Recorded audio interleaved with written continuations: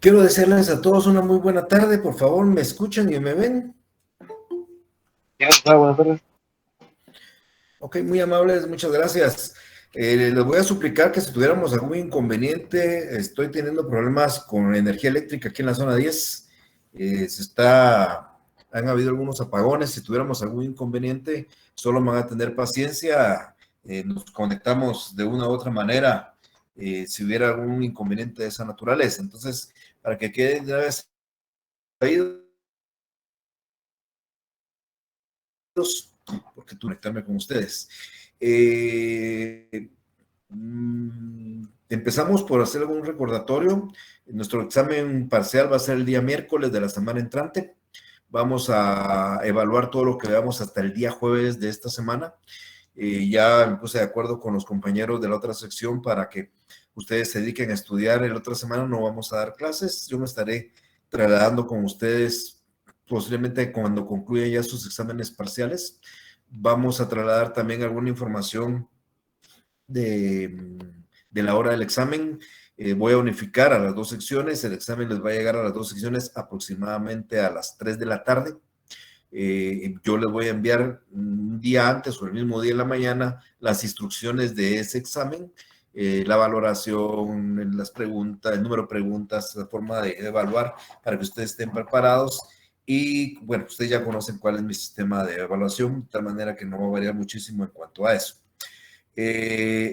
Tanto el día de hoy como el día jueves lo vamos a utilizar para aspectos prácticos.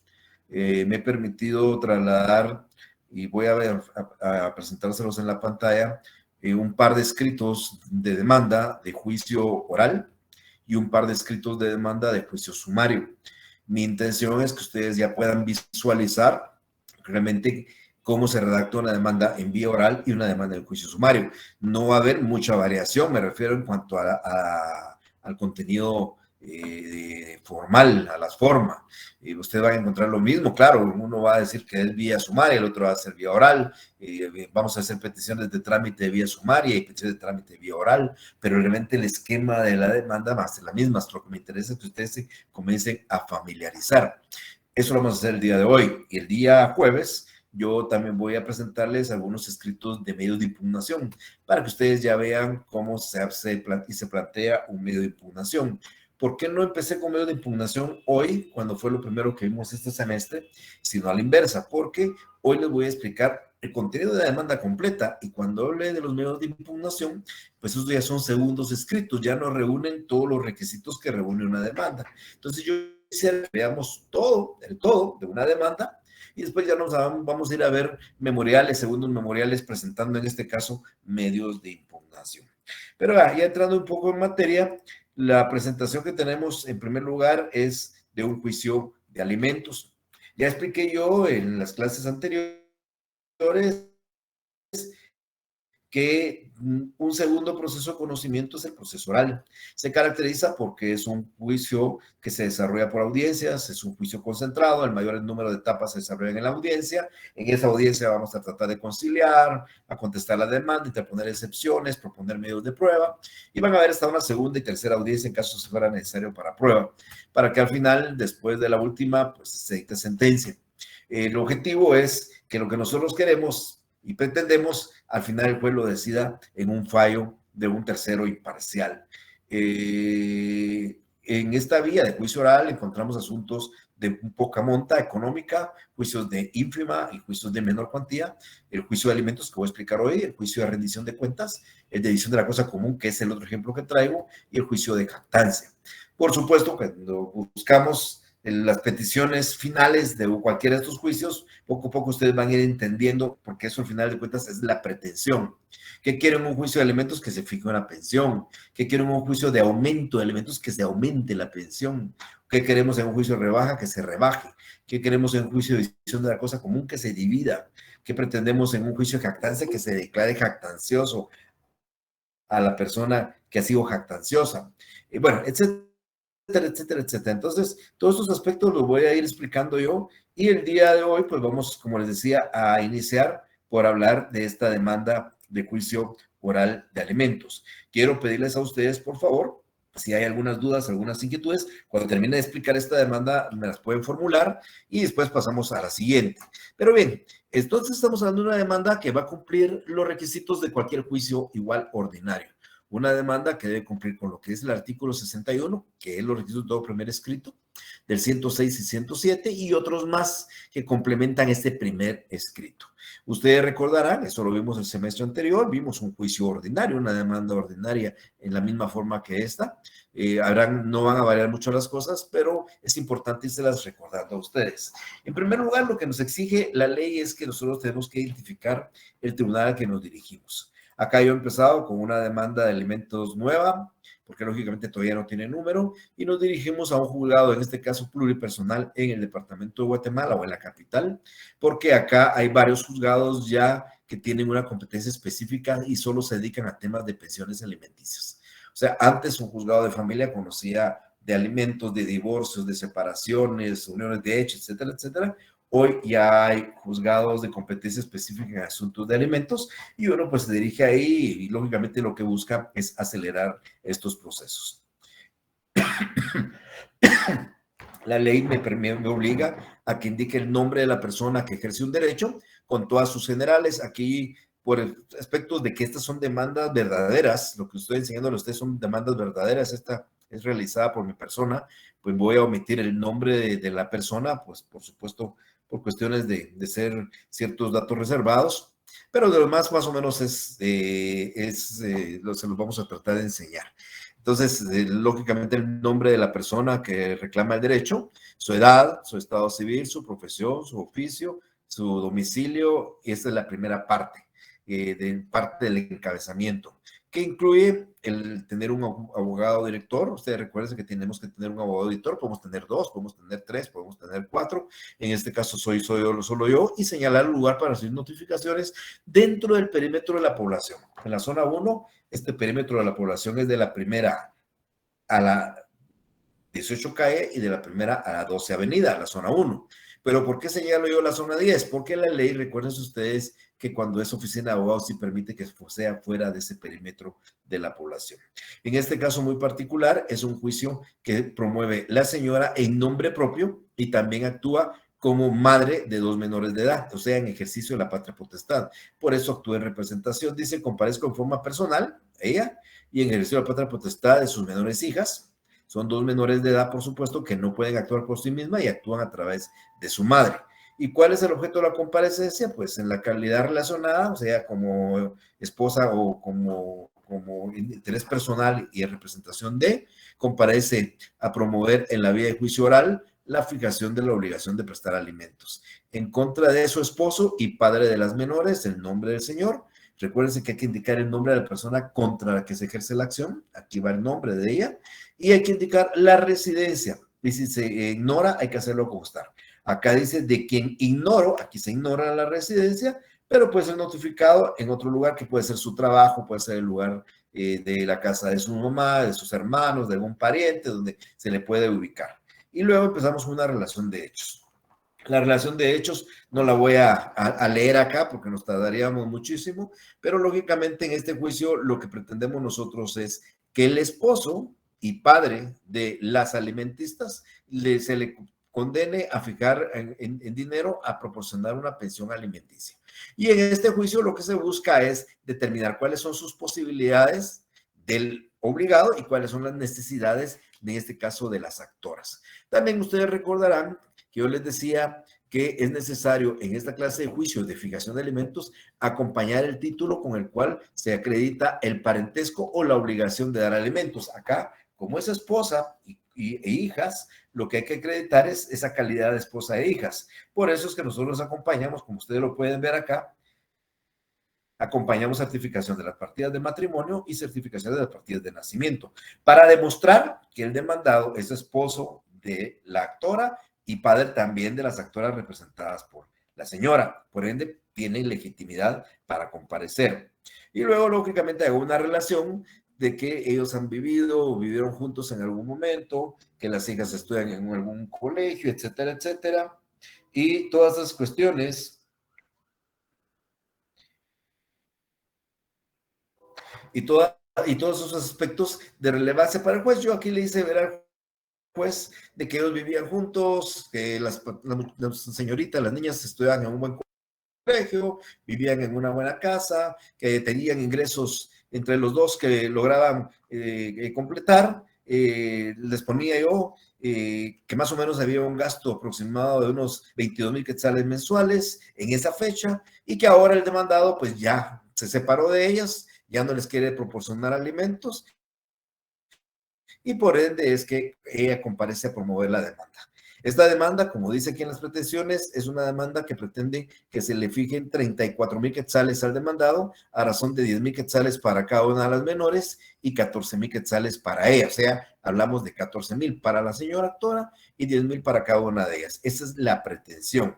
Y posteriormente ya nos hablamos de cuáles son las circunstancias del demandado. ¿Por qué creemos nosotros que él puede dar eso? Y si ustedes se dan cuenta, aquí explico que él obtiene ingresos de más de 70,000 quetzales al mes. Entonces, si obtiene ingresos de más de 70,000 quetzales al mes, estaría en posibilidades de dar los 34,000, siempre y cuando demuestre yo que las señoras también tienen necesidad de 34,000 quetzales.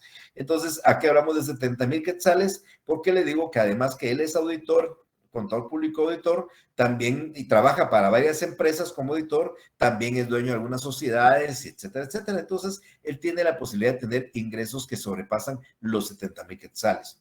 Y ahora le hago ver cuáles son las circunstancias y pecuniarias de las menores y de la señora, dónde estudian, cuánto necesitan, etcétera, etcétera. Inclusive, me permito presentar aquí una tabla con los valores aproximados de los gastos mensuales que tienen en concepto de vivienda, de alimentación, de colegio, tutorías, niñera, recreación, ropa, energía eléctrica, internet, medicinas, etcétera, etcétera, que hacen exactamente 34,157 quetzales. O sea, lo que explico aquí es que la relación de hechos hago ver que el señor es esposo y padre de las actoras, por ende, con obligación de proporcionar alimentos, porque así lo dice la ley. Luego, las posibilidades que él tiene, porque él es auditor y gana una cantidad suficiente, y luego las necesidades de ellas, porque estudian en colegios buenos, viven en una casa cuyo alquiler es alto, etcétera, etcétera, etcétera.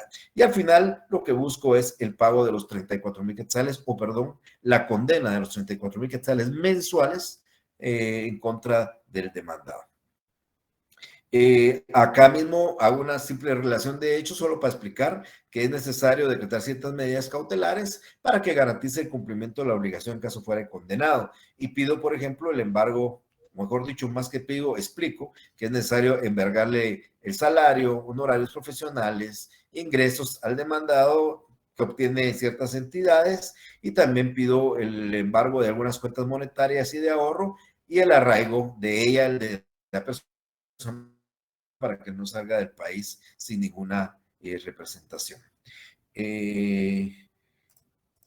Quiero pedirles a ustedes solo un segundito de su tiempo. Denme un minutillo, por favor. Son tan amables. Un minuto.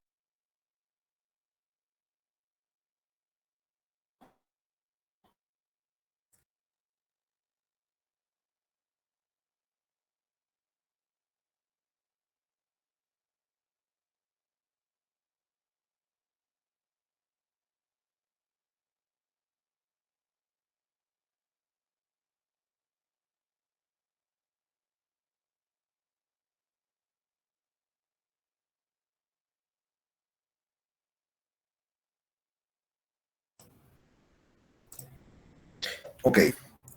Disculpen, ¿no? Bueno, entonces seguimos con nuestra presentación y perdonen este momento de... Bueno, entonces regreso a esto. La demanda debe contener un fundamento de derecho. Este fundamento de derecho, como ustedes lo van a ver en los demás escritos, todo depende de quién redacte la demanda. Yo soy una persona que me concreto a los artículos fundamentales. Aquí hago una relación de fundamento de derecho y explico normas sustantivas. El artículo 278, por ejemplo. Estos son normas sustantivas que regulan el derecho a alimentos en el Código Civil. Y ustedes verán que está el artículo 278, hablo del 283, del 279, ninguno lo transcribo. No es esa mi forma de redactar, sin embargo, unos pues transcriben la norma dentro de este fundamento de derecho. Y por supuesto también relaciono normas de derecho procesal, el artículo 199, por dar alguna idea de normas procesales. Aquí nos vamos a encontrar con el artículo 214. Y bueno, y en general esto es nuestro fundamento de derecho. ¿Qué es el fundamento de derecho? Aquellas disposiciones sustantivas y procesales aplicables al caso concreto. Toda demanda debe llevar un anuncio de la prueba, en este caso el ofrecimiento de pruebas. Este ofrecimiento de pruebas es un anuncio que nosotros hacemos en la demanda y que el demandado también lo va a hacer cuando haga su contestación. El semestre anterior, recordarán que es cuando expliqué esta etapa yo el ofrecimiento y les dije que era un anuncio, les expliqué que la única obligación en relación a las pruebas es que la prueba documental es la única que debemos de acompañar y debemos de individualizar, porque es la única prueba preconstituida. De tal manera que otros medios de prueba no es necesario individualizarlos ni acompañarlos, es decir, no tengo que indicar el nombre de los testigos, no tengo que acompañar el pliego pregunta a los testigos, ni la aplica, no es mi obligación hacerlo. Pero en los juicios orales ustedes van a encontrar alguna cosa muy particular, como voy a explicarlo. En relación a los documentos, pues aquí estoy acompañando e individualizando los documentos, certificación de la partida de matrimonio, certificación de las partidas de nacimiento, algunas fotocopias de recibos, de contrato de arrendamiento, recibos de pago de colegiaturas, recibo de pago de luz, recibo de compra de comestibles, de pago de teléfono, de compra de ropa. Bueno, trato de demostrar, reitero, cuáles son las necesidades de los alimentistas. Por un lado, todos estos son más que todo obligaciones y también los documentos o las pruebas con lo que pretendo probar las posibilidades del demandado. Aquí estoy pidiendo, acompañando una factura que él extendió en su oportunidad, una factura una fotocopia de esa factura. También estoy pidiendo informes que quiero que se recaben a las para ver cuáles han sido sus declaraciones juradas, año con los últimos 5 años, en el registro mercantil para ver si tiene socio de alguna sociedad, para establecer algunos montos de depósitos monetarios, de ahorro o a plazo fijo que tuviera, buscar un informe a los colegios de economistas y contadores públicos para establecer que él es auditor y es colegiado activo, algunas empresas aseguradoras por el monto de seguro que él tiene y por supuesto también voy a pedir su declaración de parte, una confesión sin posiciones, una declaración de testigos, un reconocimiento judicial, unas presunciones que no individualizo. Aquí se da una particularidad en la declaración de parte, si ustedes se dan cuenta, aquí como se lee en esta parte que he resaltado, pues estoy acompañando una plica. No es obligación mía acompañar la plica aquí. Yo debería de acompañar el día de la audiencia. Pero como esta es una prueba privilegiada, yo la puedo acompañar acá y pedir acá que esta persona declare el día de la audiencia, porque si yo la llevo el día de la audiencia, recuérdense que habría que diferir la declaración para otro día porque no se le notifica con la anticipación debida. Entonces, acá yo acompaño la plica con la intención que a él lo citen a la primera audiencia y en esa preste declaración. Las peticiones de esta demanda son peticiones de trámite y de fondo. Las de trámite son cajoneras. Estas mismas 3, 4 peticiones primeras las van a encontrar en los demás escritos que voy a explicar hoy, porque son normales que ahí se den. Por ejemplo, que se forme un expediente con el memorial y los documentos que se acompañan, que se tome nota quién es mi abogado director, cuál es el lugar para hacer notificaciones, que se tome nota que actúo bajo sí,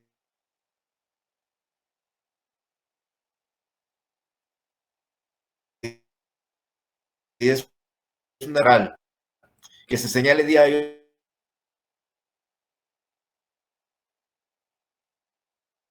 hora para que las partes rebelde a que no compareciere, así lo dice la ley. El juez, dándole trámite a una demanda, señalará día y hora para que las partes comparezcan a juicio oral bajo apercibimiento de declarar rebelde a que no compareciere. Así se lo estoy pidiendo yo al juez.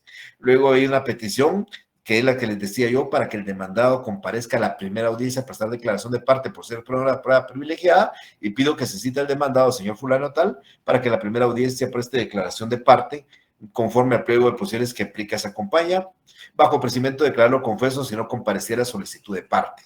Entonces, esto es una petición de trámite, porque yo quiero que ese día la audiencia preste declaración, y también pido medidas cautelares. Estoy pidiendo aquí el embargo del salario, honorarios profesionales, ingresos que obtienen unas empresas, unas utilidades que obtienen unas sociedades, unas cuentas, embargo de unas cuentas de depósitos monetarios y, por supuesto, también su arraigo para que no salga fuera del país.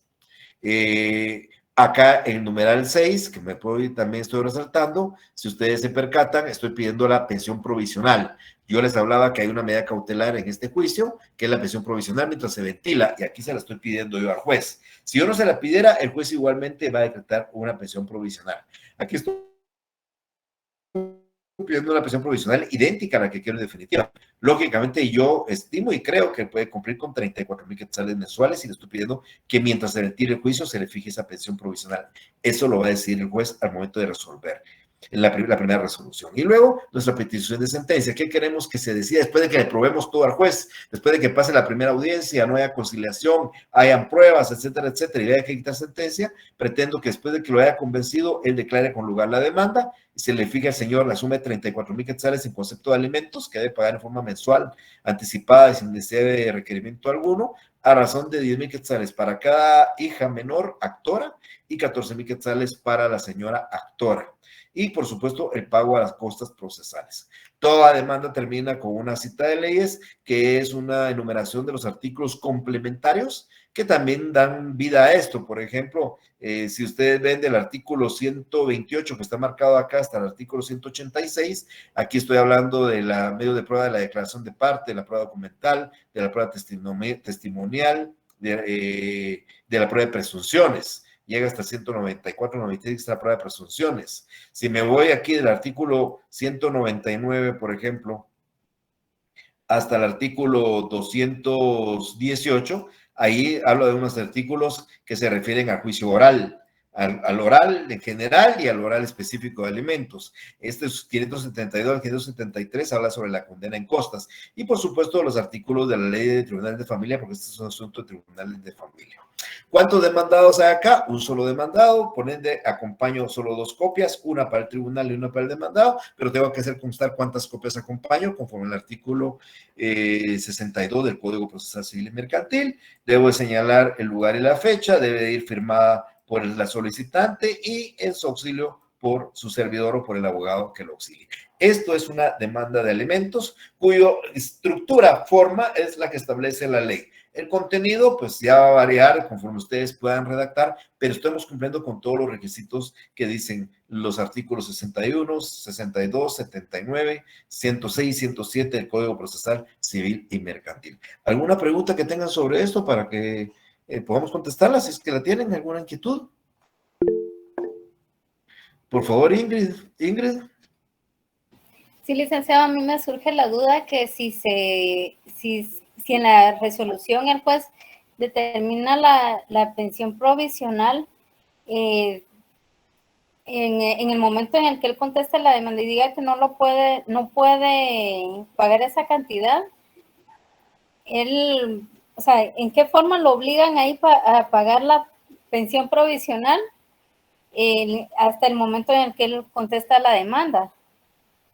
No, yo le explicaba a Ingrid, y eso lo expliqué en la clase que hablé de la pensión provisional, que la resolución que fija la pensión provisional no se puede ejecutar.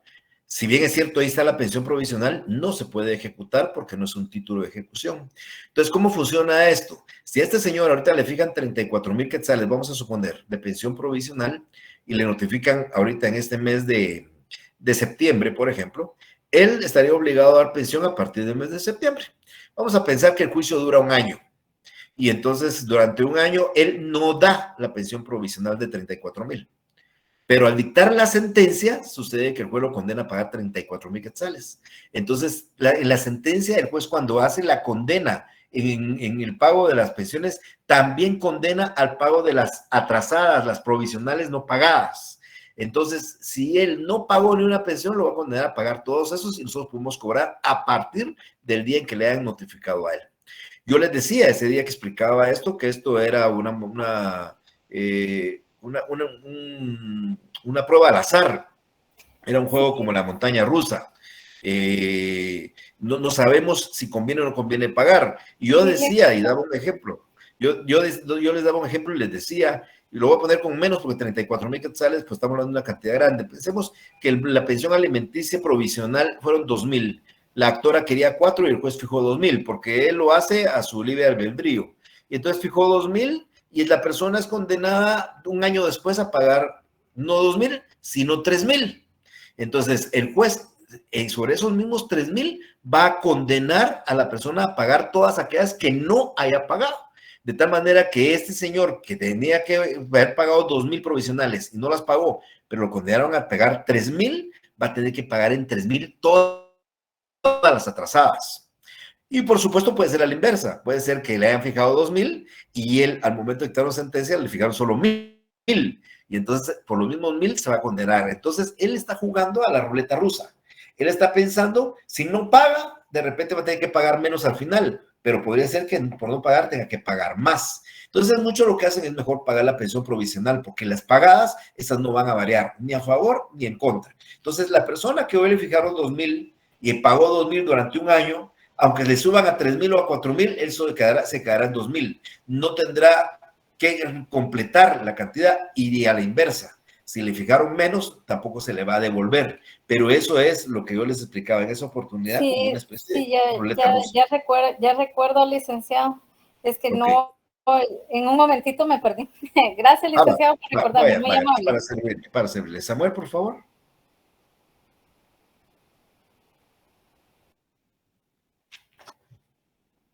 Samuel Alberto. Dígame. Es que estaba al principio viendo que está escrito oral de fijación de atención alimenticia. ¿Eso debemos colocarlo o solo nos vamos directamente a donde dice juicio resultado por el personal? ¿Acá me decía usted? ¿Esto? Sí. Ahí dice... Esto es una identificación nada más. Esto es una identificación. Una identificación para nosotros. Es una identificación en el tribunal para que sepa que es una cosa nueva, es una demanda nueva. No tiene número. Pudimos haberle puesto solo oral nuevo, oral nuevo. Lo más importante es esto. Esto es lo más importante. Donde yo le pongo a promover en la vía de juicio oral la fijación de obligación de prestar alimentos. Esto es solo un indicativo para el tribunal sepa de que esta es una demanda nueva. Le puede haber puesto solo oral nueva, oral nuevo. Aquí le puse oral de alimentos nuevo. Aquí le puse oral de fijación de pensión alimenticia nuevo para establecerlo, pero esto no es un requisito. Esto está solo para identificarlo. La próxima vez le voy a poner juicio oral, número tal, notificador tal, para que se identifique cuando ya vaya un segundo escrito. ¿Y eso nos van a mandar o no? ¿Perdón? ¿Nos va a mandar esa demanda? Todavía no sé. Eso todavía no sé. Aquí, ahorita se las estoy explicando, pero todavía no sé si se las voy a enviar. En el examen no va a venir, eso sí sépalo. No voy a poner un memorial ahorita de demanda en el examen, pudiera ser más adelante, pero déjenmelo ver porque estos son cuestiones privadas. Voy a ver si de repente lo podemos convertir Vamos a ver, voy a ver cómo hago para ver si se los envío, pero todavía no hay un compromiso de eso, Samuel. Gracias, licenciado. Bueno. ¿Alguien más? Buenas tardes. Buenas tardes. Yo sé que esto ya lo explicó usted el semestre pasado y aparentemente lo entiendo, pero cuando ya estoy en un caso particular, lo de las copias, licenciado, eso se me hace, pero no entiendo ya cuando hay varias partes, si hay que entregarle, si hay 3 partes que se están demandando, pero solo son unas, cuántas copias, y me pierdo. Va, Betsy, mire, pues bien fácil. Usted va a hacer una demanda, usted, frente a, voy a poner cualquier número en este momento, 6 demandados. ¿Cuántas copias cree usted que hay que acompañar? 6, porque el artículo 63 dice que hay que acompañar cuántas partes haya. Pero dice también, más una para el tribunal, dice. Serían 7. Pero dice, para el efecto de este artículo se consideran como una sola parte los que litigan unidos. Por supuesto, pero eso van a hacer cuando ellos ya comparezcan dentro del juicio y quieran litigar unidos. Mientras tanto, usted está demandando a 7 personas, o a 6. Usted va a demandar a 6. Y si usted va a demandar a 6, acompaña 6 copias más una del tribunal, son 7. Ya dentro del juicio puede ser que los 6 demandados se unifiquen en uno solo. Y ya dentro del juicio ya no hay necesidad de acompañar 6, porque ya todos los 6 demandados se unificaron en uno solo. Porque los 6 quieren litigar unidos, porque los 6 acreditan una representación, por lo que fuera. Entonces usted ya no va a acompañar el número de copias ya durante el juicio porque ya no va a haber 6 demandados, sino ya los 6 se unificaron en uno solo. Habrá que acompañarle el de ese solo, nada más uno del tribunal. Pero en este momentito, la demanda, usted va a demandar a 6. Usted no sabe cómo van a litigar ellos en el transcurso del proceso. Entonces, siempre que le pregunta, ¿cuántas copias acompaña usted? Si yo le pongo que usted va a demandar a 5, usted acompaña 6. Va a demandar a 4, usted acompaña 5. Va a demandar a 20, usted acompaña 21. Voy a demandar a 50, usted acompaña 51. Voy a demandar a 2, usted acompaña 3. No sé dónde está un poco la dificultad, pero usted solo acompaña una más del número que usted va a acompañar, y esa más que es para el tribunal, para reposición de actuaciones que se pudieran perder. Ah, ok, ya entendí. Por eso es que ahorita en la demanda que está redactada acá son 2 copias, una para el demandado y una para el tribunal, y de ahí no me pierdo.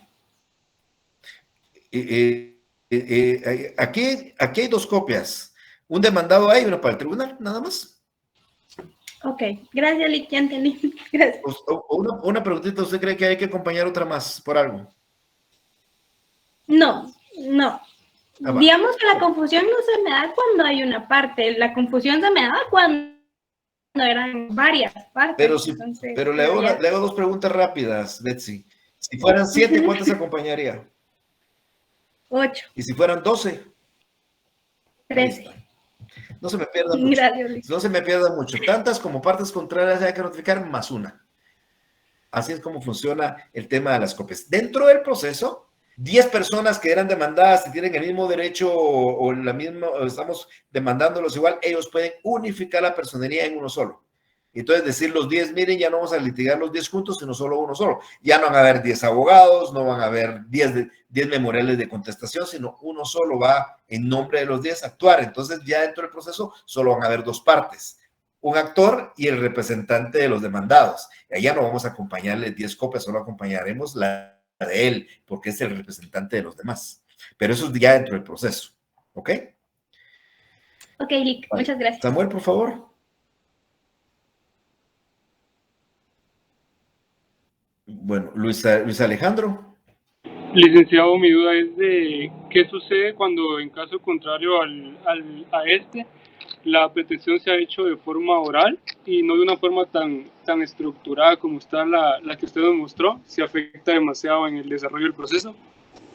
Tiene que cumplir lo mismo, Luis Alejandro. Si usted va ante el juez a contestar su demanda de forma verbal, tiene que cumplir con todo lo que está aquí. Por supuesto, el tema de las copias no va a decir, usted tiene que decir, bueno, voy a contestar la demanda y se identifica, lugar para hacer notificaciones, y de eso el secretario está levantando un acta, pero tiene que cumplir con todos los mismos requisitos. Gracias, Lick. Vaya. Ok. Bueno, vamos a analizar ahora una segunda demanda. Déjenme ver, vamos a ver ahora, nos vamos a involucrar a otro juicio oral, pero vamos a hablar ahora del juicio oral de división de la cosa común. Este juicio oral de división de la cosa común era un juicio oral un poquito especial. Yo les mencionaba a ustedes que tenía ciertas particularidades, no era así tan como el juicio oral normal, porque no tiene más que una función, que es la de nombrar un notario partidor y después que haya un notario partidor. Pero bien, voy a ir explicando algunas cosas de estas, pero igual esta demanda, si ustedes ven, la identifiqué como un oral de división de la cosa común nuevo, es una demanda nueva. Vamos dirigidos a un tribunal, a un juez, con los datos generales del actor, edad, estado civil, profesión, oficio, nacionalidad, nombre, por supuesto, pero aquí lo tenemos tapado. Debe señalar lugar para recibir notificaciones y actuar bajo el auxilio de un abogado director. En este caso, el abogado director fui yo, y señalé como lugar para recibir notificaciones en mi oficina profesional. Y luego el objeto de la comparecencia, pues a lo que comparezco, que es bien importante, con promover juicio oral de división de la cosa común en contra de el nombre de la persona contra la que ejerce un derecho, e indicar el lugar de su residencia, y ahí le estoy poniendo quién puede ser notificado en el lugar de su residencia, ubicado en tal y tal lugar. O sea, si yo le ignorara, pues quien ignora su lugar de residencia, eso así lo dice la ley. Luego hago una relación de hechos que reitero, ¿cuál es la idea del juicio de división de la copropiedad? Es demostrar al juez que hay un bien que está en copropiedad y que queremos la división. Y que no la hemos llevado a cabo porque en la otra parte se opone, el demandado, o porque el demandado es un ausente, es un incapaz, es el Estado, o es un, ¿cuál era el otro? El Estado incapaz, ausente, o menor de edad. Un menor de edad. Entonces, si es un menor de edad, un incapaz, el Estado o un ausente, entonces tenemos que promover una demanda. No lo podemos hacer de otra manera. Entonces, yo empiezo en esta relación de hechos explicándole que hay una copropiedad. Aquí le digo al juez que hay un bien que pertenece por indiviso tanto a mí, en este caso mi clienta, y su hermana, que era una hermana la que tenía acá. Entonces, hago una relación de que somos copropietarios en un 50% de esos bienes, de ese bien, y que mi clienta ya no quiere permanecer en la indivisión, sino quiere que el bien se divida y que por ende ella comparece a promover la demanda para que un notario haga una partición y se apruebe oportunamente en un auto, en una sentencia, como yo les expliqué a ustedes que se debe realizar. Entonces, mi objetivo es, señor juez, vengo con este bien, que es mío y es de mi hermano, quiero la división porque él no quiere dividirla y vengo a pedirla para que un notario haga la partición y hecha la partición, pues se ordene ya su inscripción en el registro. Aquí pido algunas medidas cautelares, normalmente las medidas cautelares se piden en la demanda para garantizar que este proceso no se nos vaya a salir del camino. Miren la medida cautelar que yo pido del arraigo, pues porque me imagino que pienso que la señora se va a ir fuera del país y no va a dejar un mandatario, no lo va a poder emplazar, no la va a poder notificar, pido que primero la arraiguen, pero también pido una anotación de demanda. Me preguntaba un compañero y todavía tenía alguna duda de la diferencia, ¿para qué servía una anotación de demanda? Y vuelvo a aclarar lo que ya aclaré el semestre anterior. Les decía yo que había dos, de hecho hasta fue motivo de preguntas en los exámenes. El embargo y la anotación de demanda son medidas cautelares que recaen sobre bienes inmuebles y registrables. El embargo puede ser sobre cualquier bien, inclusive no registrable, pero cuando recae sobre un bien registrable, ¿dónde se diferencia? Yo tengo una finca y voy al registro de la propiedad y voy a ver que la finca dice que está embargada, pero también dice que está anotada de demanda. ¿Cuál es la diferencia? Está embargada porque el bien que está embargado va a servir para satisfacer una obligación a la que pudiera ser condenado el demandado en el juicio. Me explico. Un deudor a mí me debe 100,000 quetzales y le embargo su finca. Si no me paga los 100,000, lo condena a pagar 100,000, ahí está la finca que voy a poder rematar y con eso pagarme. Pero ese embargo es para garantizar las resultas de este juicio. No tiene nada que ver con la finca. La finca no es motivo de discusión, pero en la anotación de demanda sí lo es. La finca es la que está siendo motivo de discusión, es la motivo de litigio, es un derecho real. ¿Y qué pasa aquí? Aquí estamos discutiendo la división de un bien, eso es un derecho real. Y entonces la medida propicia es la anotación de demanda. Con la anotación de demanda, quien venda, si la demandada quiere vender, quien compre, va a saber, porque esto está en el registro de la propiedad y eso es público, va a saber que el bien está anotado de demanda y él podrá perderlo por evicción o podrá perder el derecho en el futuro. Para eso estoy pidiendo la anotación de demanda. El fundamento de derecho es corto también, algunas normas sustantivas y normas procesales, como he explicado. El ofrecimiento de pruebas, la prueba documental que se individualiza. Aquí estoy individualizando la certificación extendida. Estoy individualizando prueba documental, acompaño a la certificación del registro de la propiedad para acreditar la copropiedad. Y por supuesto también pedí la declaración de parte de presunción de un reconocimiento judicial en medios científicos de prueba, pero no los individualicé. Aquí también acompañé la plica por aquello que quisiera hacer en la primera audiencia, pero realmente en la primera audiencia seguramente no se va a poder hacer por el objeto de lo que se pretende en esa primera audiencia. Luego vienen peticiones de trámite, que ya les decía yo, las primeras son normalmente cajoneras. Si lee la primera, se recibe, se admite para su trámite la presente demanda, se forme el expediente con los documentos que se acompañan, se tome nota del auxilio profesional y lugar para hacer notificaciones. Estas son peticiones que en cualquier demanda lo van a poner ustedes. Luego pido que se admita para su trámite la acción de división de la cosa común que promueve en contra de la señora tal por la vía de juicio oral. Y como es por la vía de juicio oral, pido, bueno, aquí digo que pido también que se tengan por ofrecido los medios de prueba relacionados. Pido las medidas de garantía, que ya expliqué para qué sirven, y pido el señalamiento del día y la hora para que las partes comparezcan al juicio oral, porque así es el trámite. Presentar la demanda, el juez señalará día y hora para la audiencia de juicio oral, y en la cual las partes deben de comparecer con sus respectivos medios de prueba. Luego le pongo que oportunamente, es decir, en la audiencia, en la fase de conciliación se haga la designación del notario partidor, así como determinación de las bases de partición si fuera posible, porque recuérdense que ese es el objetivo. Objetivo primordial, nombramiento partidor. Y secundario, la determinación de cuáles pueden ser las bases de la partición. Pero si no hay lo segundo, lo primero sí es obligatorio, porque si las partes no se ponen de acuerdo en el nombramiento de un notario partidor, el juez hace la designación. Y luego la petición de fondo de manera especial, porque la petición de fondo acá vamos a pedir que en sentencia o en auto, porque si recuerden, ¿qué hace el notario cuando lo designa el notario partidor? Presenta un proyecto de partición. Y si las partes están de acuerdo, porque señalan una audiencia para que se manifiesten que están de acuerdo, el juez lo aprueba en un auto y ordena protocolizarlo por el notario para inscribirlo en el registro de la propiedad. Pero si no están de acuerdo con eso, le dicen al notario que haga un segundo proyecto de partición, y de ese proyecto de partición le dan a las partes 5 días para que se manifiesten de acuerdo o no. Si están de acuerdo, igual el juez dicta un auto y ordena protocolizarlo y mandarlo al registro de la propiedad. Pero si no están de acuerdo, entonces el juez dicta una sentencia, ya no es un auto, dicta una sentencia y él ya hace la condena que él crea necesaria, ordenando ya sea que se protocolice o, ordenando que se remate en pública subasta. Y así lo pido yo. Oportunamente se procede a dictar auto o sentencia, según sea el caso, aprobando el proyecto de partición presentado, mandando a protocolizar dicho fallo por el propio notario o, según sea el caso, a la venta en pública subasta y se condenen costas a la demandada. Hago una cita de leyes, de artículos, como les digo, que son complementarios de esto. Acompaño aquí 2 copias porque hay un solo demandado, una sola demandada, igual que el documento que tengo que acompañar con copias. Debo indicar el lugar y la fecha en que se hizo el memorial de demanda, la firma de la solicitante, precede a la palabra en su auxilio. Esta es una demanda de división de la cosa común. No sé si hay alguien que tenga alguna duda sobre esto. Lo podemos responder en este momento. Mientras piensan, solo denme otro minuto, por favor, si son tan amables, un segundito nada más. Perdonen la interrupción, ¿oye? Pero tengo una cuestión muy urgente, permítanme.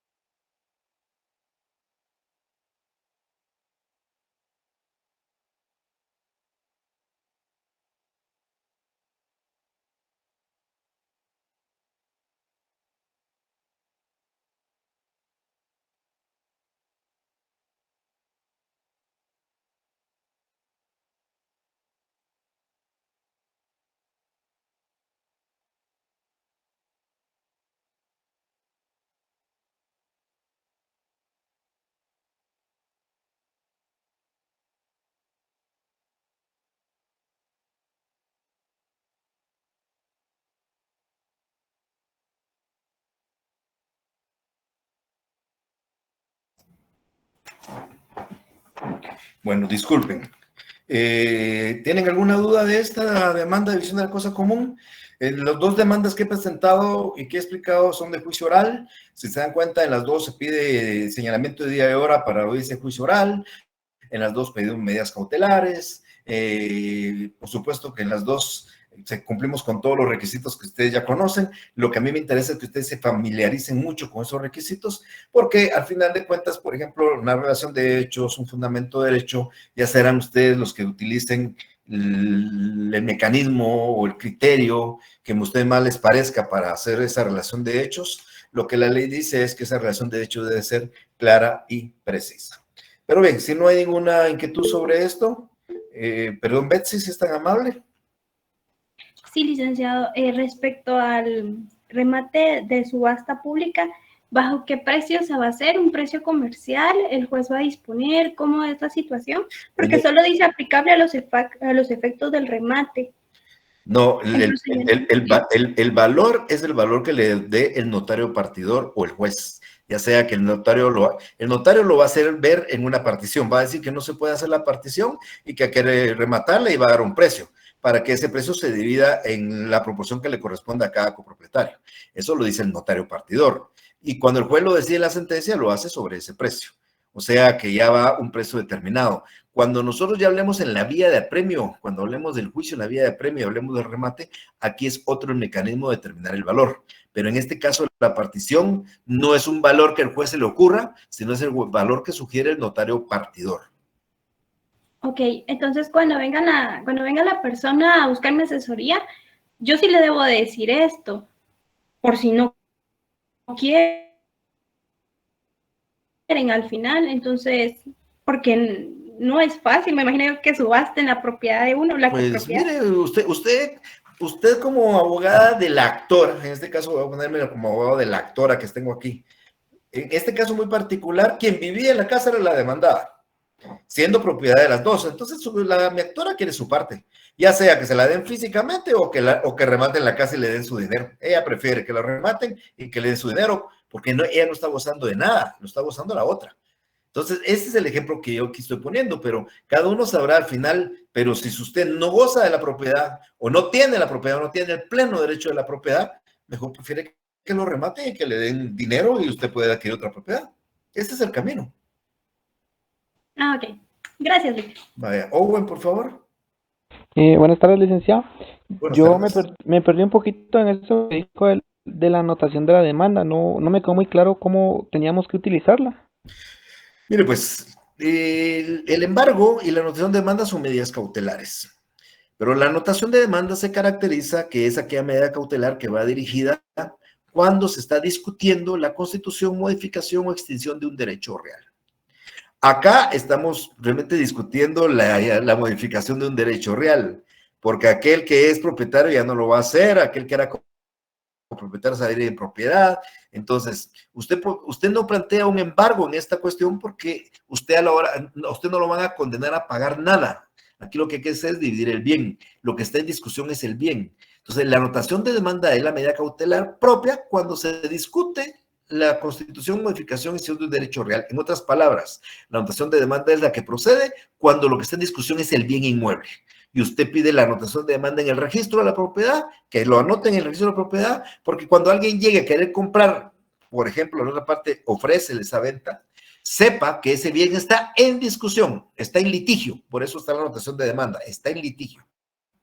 El embargo no sirve para eso, el embargo sirve para que en caso de que usted obtenga una sentencia de condena, donde el demandado lo condenen a pagar, a dar, a hacer algo, ese bien sirva para satisfacer esa obligación incumplida. Para eso sirve. Esa es la diferencia. Ah, ya me quedó más claro, ya lo entendí. Muchas gracias, licenciado. A usted, bueno. Muy bien. Ok. Samuel, por favor. Licenciado, ahorita que está hablando de anotaciones que son en derechos reales, no es lo mismo las anotaciones que están en los vehículos. ¿Las qué? En la SAT, cuando uno quiere imprimir el título, digamos, aparece ahí que no tiene anotaciones. Entonces yo me imaginé que era lo mismo pero eso fue lo mismo. Lo que pasa es que la anotación de demanda que me refiero es una anotación de demanda civil. El tema de la SAT sale de ese ambiente, pero la función es la misma o similar.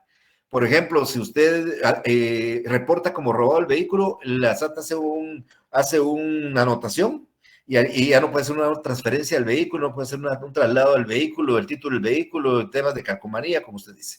Y lo mismo si hay un incumplimiento de algo, la SAT hace eso para que usted tenga que cumplir con ello, pero funciona más o menos similar, pero no es exactamente lo mismo. La anotación de demanda es la anotación de esta demanda en el registro de la propiedad sobre un bien inmueble que está siendo motivo de discordia, de discusión o de palabras más sencillas, pelea.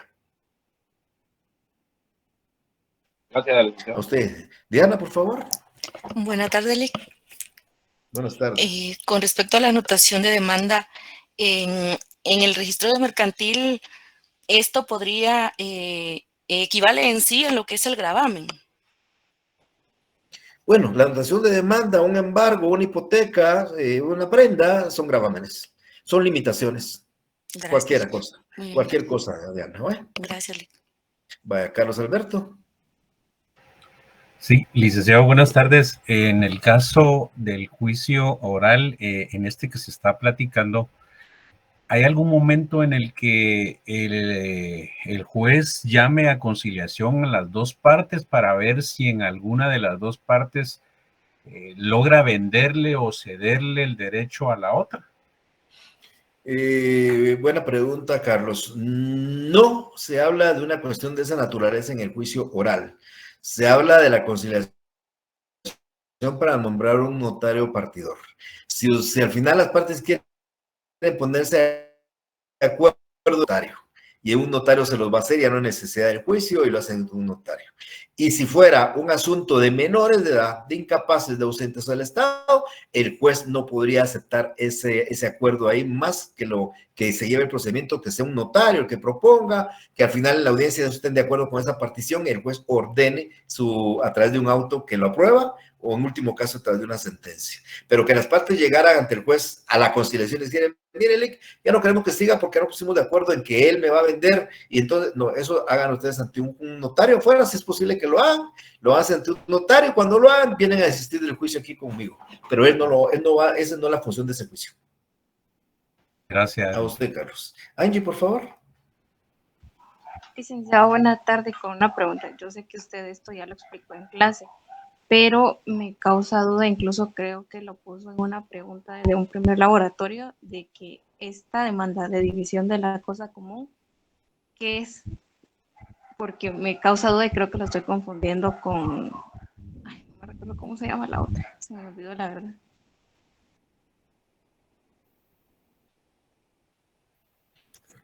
Un juicio de división de la cosa común confundido ¿con qué? ¿Con jactancia?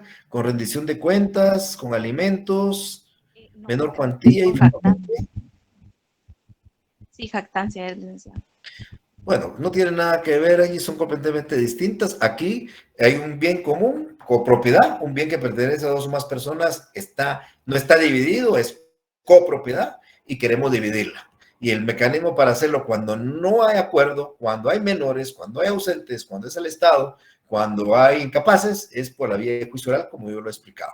Ahora, la jactancia es otra cosa. En la jactancia, el jactancioso se está abrogando derechos sobre bienes o derechos suyos, y entonces usted plantea la demanda para obligarlo a demandar sobre esos derechos que él aduce tener. Esa es la idea de la jactancia. Ah, ya me queda claro. Gracias, licenciado. A usted, Angie. Muy bien, ok. Pasemos ahora a analizar otra demanda. Vamos a hablar ahora del juicio sumario y nos vamos a ir al juicio sumario de desocupación. Aquí me voy a involucrar ahorita a la presentación.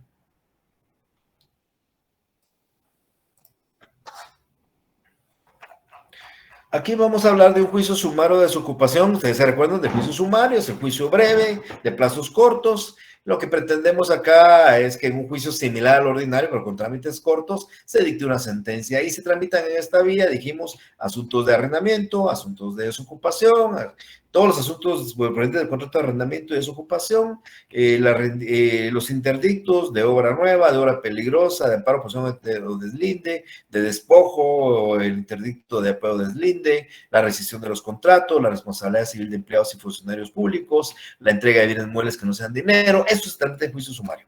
Yo voy a explicar acá el sumario de desocupación.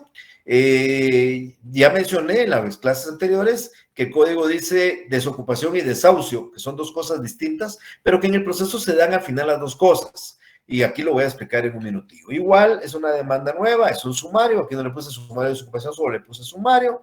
Con el tribunal al que nos dirigimos, el nombre de la persona, del solicitante, edad, estado civil, profesión, oficio, nacionalidad, domicilio. En este caso muy particular de este caso, también una representación. Aquí actúa un mandatario judicial. En este caso muy concreto es un mandatario judicial del dueño. El dueño, por lo que quieran, no quiso participar en el juicio, estaba fuera del país, simplemente delegó el mandato a un abogado para que lo hiciera y él tiene que acreditar su representación con el testimonio de la escritura pública que contiene el mandato y que se encuentra ya debidamente suscrita en el Archivo General de electrónico de poderes. Esto se señala acá para que se sepa que quien está llegando es el representante. Ojo, los datos que están aquí arriba, estos datos son los datos del representante, ¿verdad? No es los datos del mandante, sino del mandatario. El mandatario es el que comparece y él dice que actúa en representación del fulano. Los datos aquí del mandante, que es el propietario, no interesan. Dice la ley, los datos generales del que compareciere o de su representante legal, y aquí es de su representante legal. Igual señalamos el auxilio profesional bajo el cual actuamos, un lugar para recibir notificaciones, la comparecencia, comparecemos a promover juicio sumario de su ocupación en contra de una señora que puede ser notificada. Aquí también señalamos que es su residencia, indicamos su residencia, y esto es el municipio de San Juan Zacatepeques. Aquí hablamos de la legitimidad para promover la acción. Recuerden ustedes quiénes están legitimados a promover la acción, entre otros, los propietarios. Y aquí explicamos en la primera parte que su representado es el propietario de 2 fincas, que al final forman una sola y que está ubicado en una dirección ahí en San Juan Zacatepeques. Son 2 fincas unidas. ¿Por qué promovemos la acción? Pues promovemos la acción porque la demandada actualmente, pongo el nombre actualmente, sin derecho ni título alguno, es tenedora. ¿Contra quién procede una demanda de sumaria? Procede en contra del intruso, en contra del tenedor, en contra del arrendatario, en contra de aquel que ha recibido un bien con la obligación de devolverlo. Aquí es típicamente contra una tenedora, alguien que está ocupando el bien sin ningún derecho y el propietario está pidiendo su desocupación. El fundamento de derecho es un fundamento bastante corto, está integrado aquí si le agregamos un tema de propiedad que establece la Constitución Política de la República, que es el derecho a propiedad, y hablamos del juicio sumario de desocupación, quiénes están legitimados y contra quién va. Tenemos los medios de prueba. Igual tenemos una declaración de parte en términos generales. Aquí no acompañamos la plica, como ustedes pueden ver, no se dice nada de acompañar la plica. Aquí la vamos a presentar el día que este juicio se abra a prueba por 15 días. Ahí vamos a proponer nosotros esa declaración y vamos a acompañar la plica, pero sí acompañamos documentos. Aquí son 2 certificaciones del registro de la propiedad para probar el derecho de propiedad de nuestro cliente. Igual vamos a ofrecer un reconocimiento judicial que queremos que se practique en el inmueble, presunciones legales y humanas y una declaración de testigos cuyos nombres todavía no voy a proponer, sino eso será hasta que estemos en la fase de los 15 días de la prueba que dura este periodo de prueba. Nuestras peticiones de trámite son similares a las que siempre hemos visto, que se forme el expediente respectivo, se reconozca la personería, se tome nota del auxilio profesional para estas notificaciones, se admita para su trámite la presente demanda de desocupación promovida en vía de juicio sumario, se tengan por ofrecido los medios de prueba relacionados, y acá pues, viene una petición ya propia de este juicio. El demandado tiene 3 días para contestar la demanda, y aquí estamos pidiendo que se le pase a la demandada por 3 días para que conteste la demanda bajo perecimiento y contener el juicio en rebeldía y tener por contestar la demanda en sentido negativo a petición de parte. Es decir, si no llega, le vamos a pedir que esté contestada la demanda en sentido negativo. Luego viene una petición importantísima que aquí en este caso pues no procede, pero yo la pedí viendo si de repente el juez me lo otorgaba. Y esa que era apercibimiento cuando yo pruebo la relación jurídica. Aquí no probé relación jurídica. Aquí solo demostré que mi cliente era dueño, pero no probé ninguna relación jurídica con la intrusa.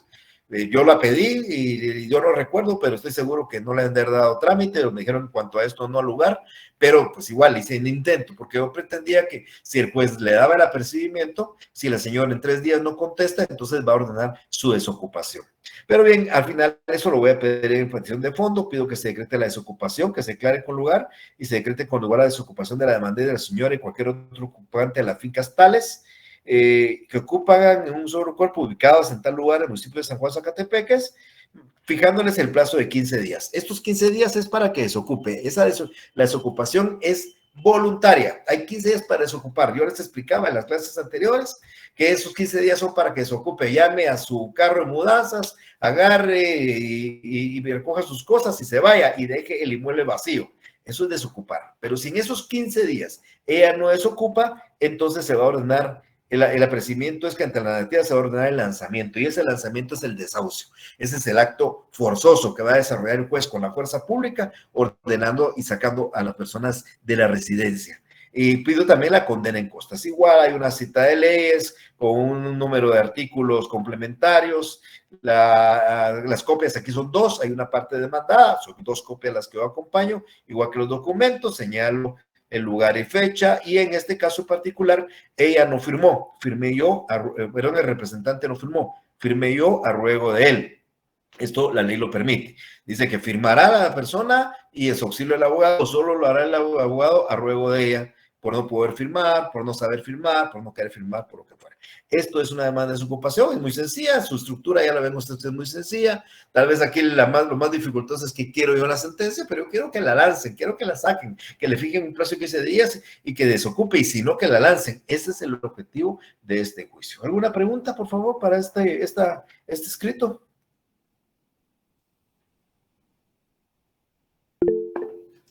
Amelia, por favor. Licenciado, me dio una curiosidad aquí. ¿El representante es abogado? ¿Él no podía llevar este juicio o él siempre necesita el auxilio de la asistencia técnica de otro abogado? No, él pudo haberlo llevado. De hecho, si miran esta parte que le voy ahorita a resaltar, dice, actúo en mi propio auxilio, dirección y procuración conjunta, separada e indistinta con el abogado Mario Estuardo Gordillo Galindo. O sea, él puede llevar el juicio solo, aquí la llevamos de forma conjunta, él pudo haber firmado solo, pudimos haber firmado los dos, él firma un memorial, yo firmo el otro, o sea, aquí tiene dos abogados. Él, como abogado, va a auxiliarse él mismo y yo también lo estoy acompañando. La verdad es que es una demanda mía, ¿verdad? Pero yo era a través de un mandatario. El mandatario no se iba a meter en el juicio, pero lo pusimos a él para cualquier cuestión. Cuando yo llevo una demanda en mi oficina, normalmente pongo el auxilio de 2 o 3 abogados, me pongo una a mi hija, por ejemplo, por cualquier emergencia. Yo estoy fuera del país, entonces mi hija puede presentar un memorial y firmarlo. Usted puede auxiliarse de 4 abogados, de 5 abogados o de uno solo, y si es el propio, el actor es abogado, él por sí, por él mismo puede auxiliarse, no hay ningún inconveniente. ¿Ve? Gracias, licenciado. A usted, Amelia. Carlos, por favor. Gracias, licenciado. En el caso de que tuviera rentas atrasadas, lo llevaríamos en un juicio separado. No, aquí mismo se cobran las dos cosas. Aquí mismo usted plantea un juicio de desocupación y cobro de rentas atrasadas, y sus peticiones serán que se le dé el lanzamiento y se le condene al pago de las rentas que haya dejado de pagar a partir de tal mes, hasta la efectiva desocupación del bien. Gracias, licenciado. Es una buena pregunta. Aquí es un juicio de desocupación y cobro. Aquí, como esta no era inquilina, sino es una detentadora, entonces ella no pagaba rentas, por supuesto, entonces no estamos cobrando rentas porque ella se fue. El caso es muy particular. Este caso es de una señora que se casó con un señor que vivía en esa casa, propiedad de otra persona, y el señor se murió y ella se quedó en la casa. Ella no es inquilina, ella no es tanto, era una detentadora nada más, entonces no pagaba rentas, por eso no cobró rentas. Pero si ella hubiera sido una arrendataria que no ha pagado rentas, aquí pedimos su desocupación y el cobro de rentas, ¿no? Gracias, licenciado. A usted. Bueno, y pasemos a la última presentación, que es un juicio o sumario. Vamos a irnos ahorita.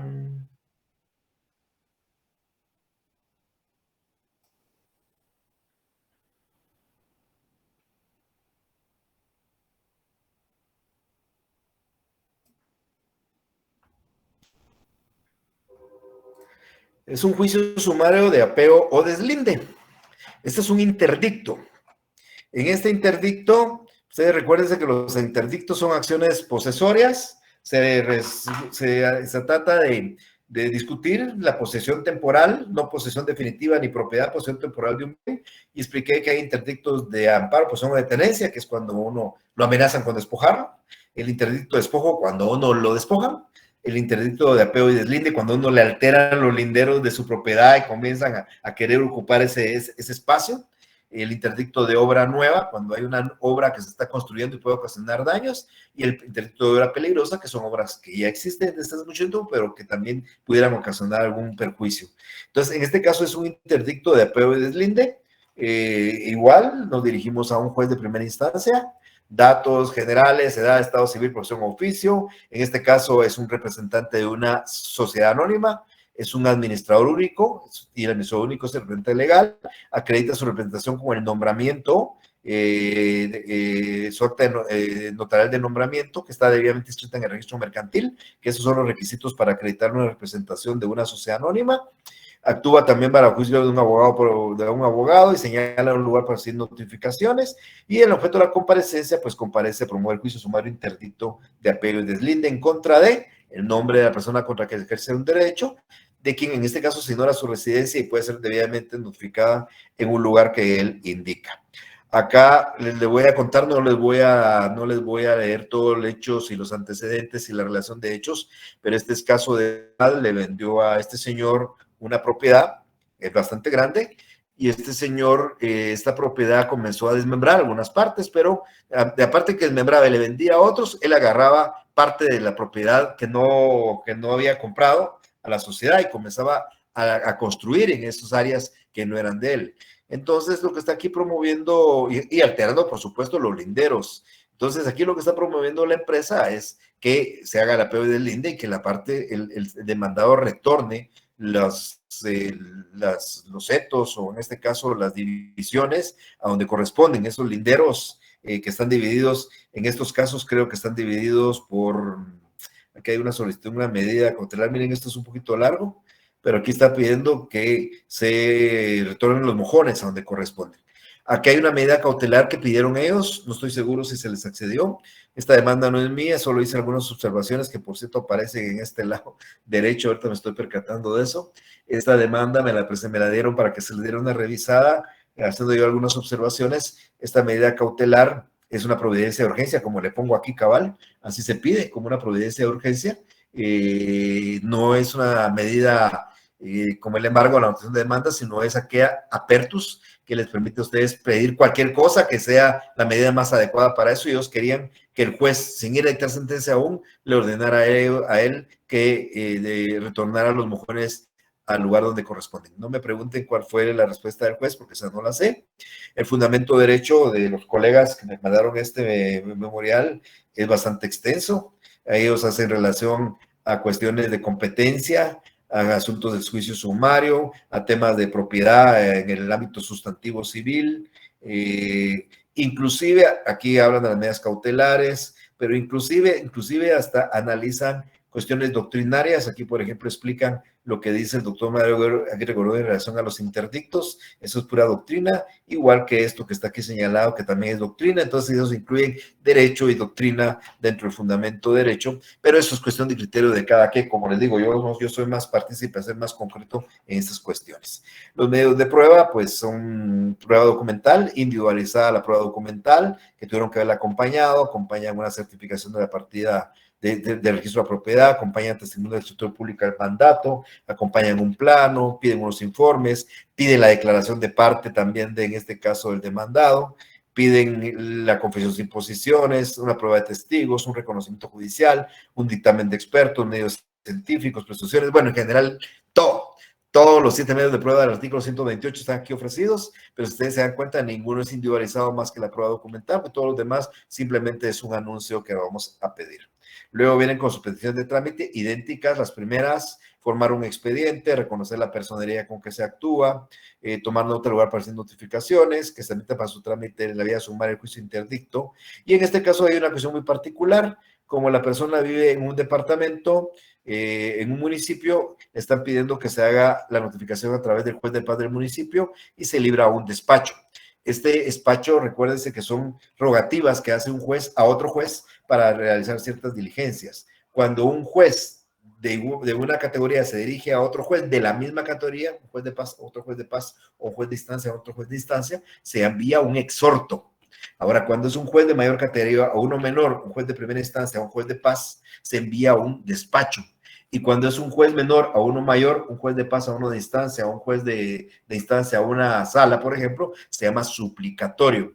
Entonces, acá es un despacho que estamos enviando para que le notifique el juez de paz de allá del municipio donde él vive acá. Piden que se le emplace la demandada por 3 días, pero que hay también algo muy importante. También piden que se le dé plazo por la distancia. Cuando alguien se lo notifica fuera de la circunscripción departamental, el juez tiene la facultad de darle 1 o 2 días más para que pueda contestar la demanda. Entonces, cuando ustedes tienen 3 días para contestar la demanda, pero el juez les da 1 más por el término de la distancia, ya tienen 4 para contestar y tendrían 3 para interponer excepciones previas, por ejemplo. O sea, se aumenta en un día el tiempo que el juez les da por la distancia. Se tengan por ofrecido los medios de prueba. Aquí está otra vez la medida cautelar que yo les estaba mencionando, que es una medida cautelar que se llama providencias de urgencia, que así se los expliqué yo a ellos. Y las peticiones de fondo piden que se declare con lugar la demanda y por supuesto aquí lo que están buscando es que se regresen los mujeres al lugar que están. Entonces dice, se ordene a o a cualquier persona que actúe en nombre de esta última, se retornen los mujeres al lugar en que se encontraban hasta antes de que los mismos los movieran o los corrieran, bajo procedimiento de certificarlo conducente a ramo penal por el delito de alteración de linderos y otros a los que se pueda incurrir. Recuérdense que en los interdictos de amparo, posesión de tenencia, de despojo y de apeo deslinde, el juez puede ordenar certificarlo conducente si existe violencia o la comisión del delito, como aquí lo están pidiendo. La cita de leyes también es una lista extensa de artículos, pues cada uno tiene su función, y aquí hay una peculiaridad, aquí realmente no son 4 copias, aquí acompañaron 4, le regalaron 2 al tribunal para que las tiren a la basura, solo es un demandado, eran 2 copias nada más, sin embargo ellos acompañaron 4, el juez utilizó una para la otra parte, guardó otra y tiró 2 a la basura, seguramente que así fue. Y aquí firma el abogado, director y procurador. Entonces, esto es un sumario interdicto de apeo deslinde, también entra a discusión si tienen alguna duda para que yo se los pueda de una vez explicar.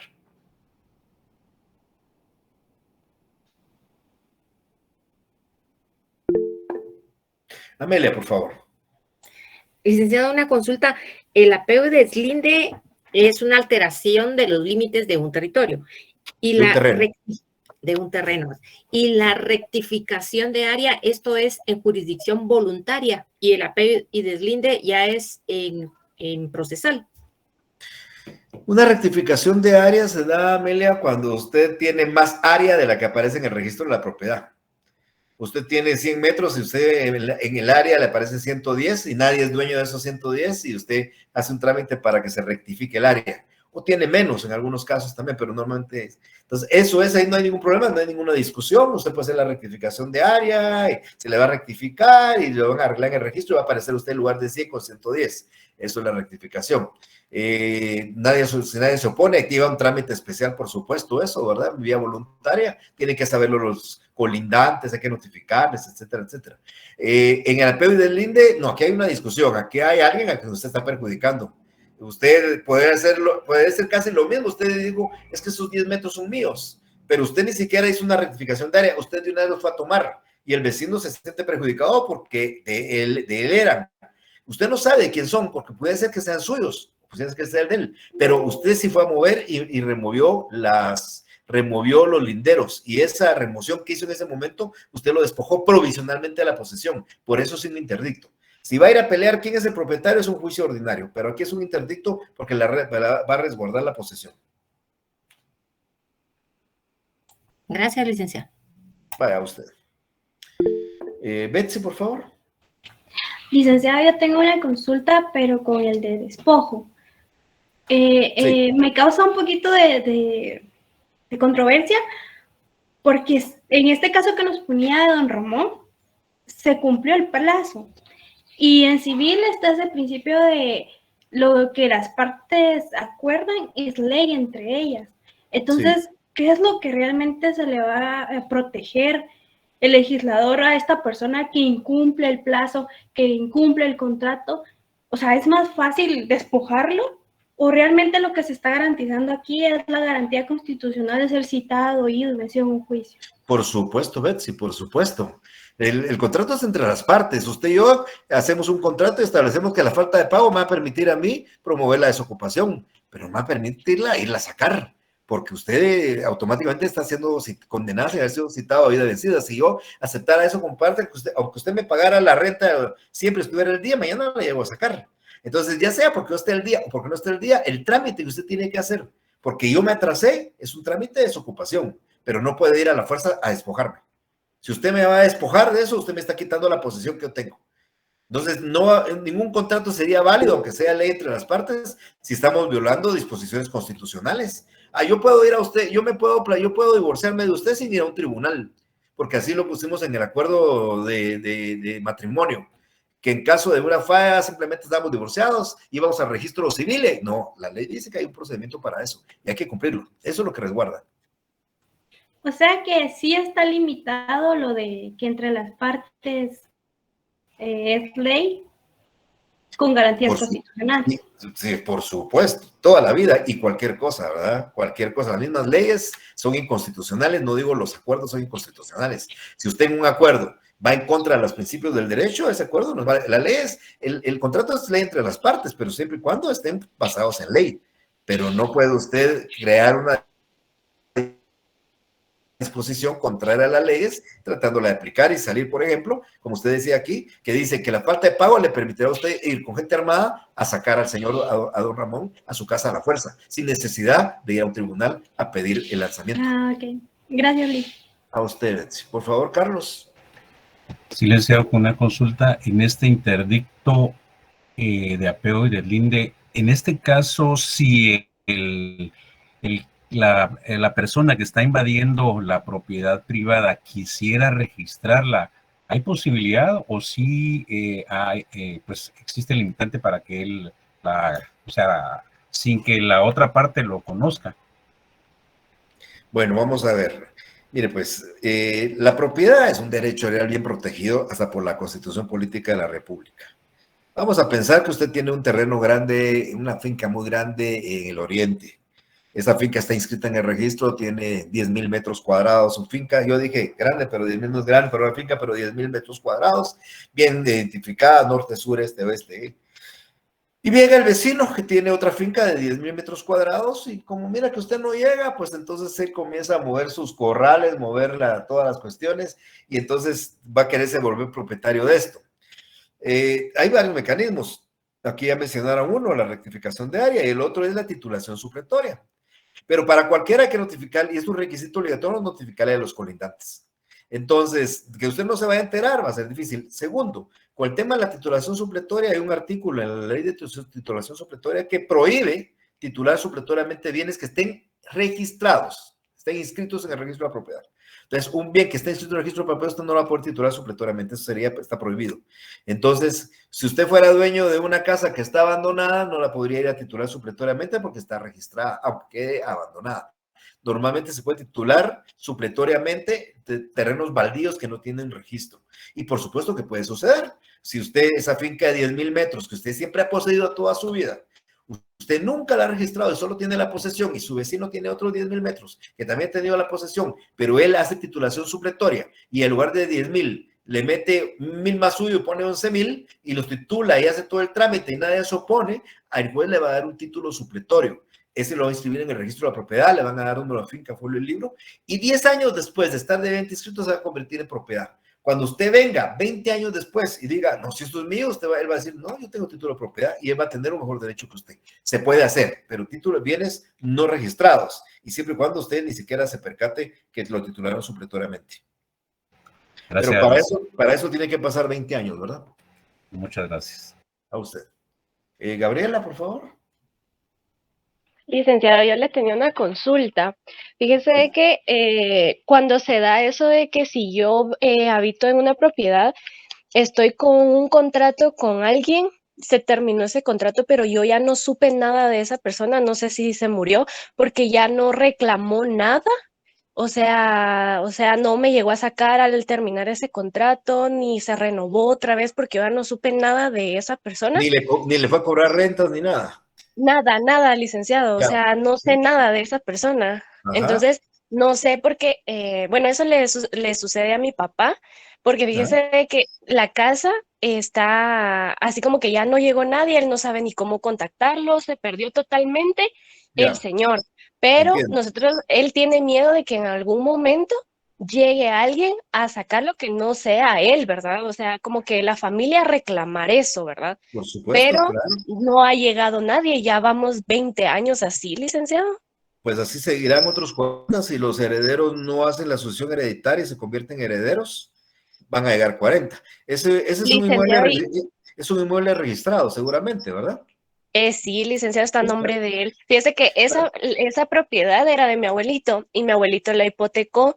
Después otra vez vino este dueño, la agarró y como que otra vez estaba el nombre de él, ¿verdad? O sea, entonces le dijo a mi papá de que si él pagaba la hipoteca quedaba a nombre de él, ¿verdad? Que Entiendo. no sé qué rollo era el que le dijo, ¿verdad? Pero entonces mi papá estaba con aquella cosa de terminó contrato y si yo tengo el dinero, le pago la hipoteca y él se quedaba con esa casa, ¿verdad? Claro. Pero ya no se supo nada de ese señor. Bueno, Por así lo que yo tenía... Ajá, perdón. No se preocupe.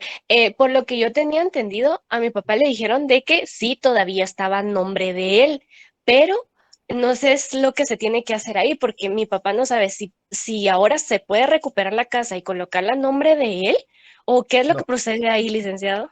no, Gabriela, no puede recuperar la casa.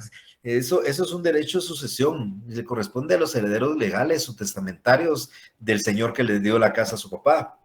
Ese señor se murió hace 20 años y los herederos no han hecho nada.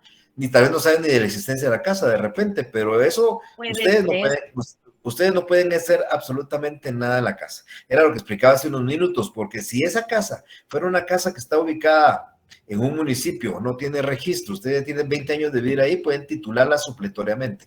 Pero si esa casa es una casa que está debidamente registrada en el registro de propiedad, tiene el número de finca, folio y libro, pertenece a Juan Ramírez, y Juan Ramírez se murió, pues los herederos de Juan Ramírez pueden adquirirla. Y si Juan Ramírez no tuvo herederos, recuérdense que se declara una herencia vacante, y entonces ¿quiénes serían los dueños de eso?